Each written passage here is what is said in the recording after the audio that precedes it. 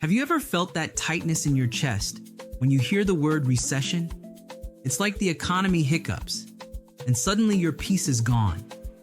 But here's the truth. You can't recession-proof the world, but you can recession-proof your mind. Imagine your mindset is like a thermostat.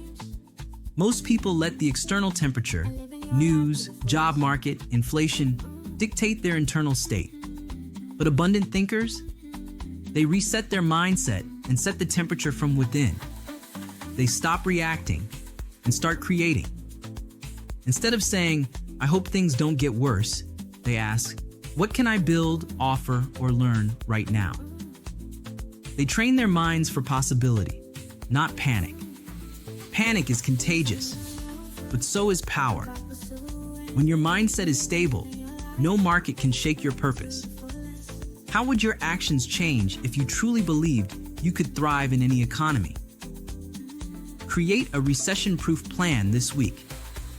One skill to sharpen, one relationship to nurture, and one way to serve.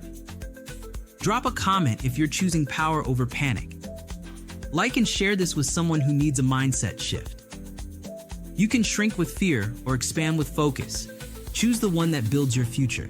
It's time to work on your purpose.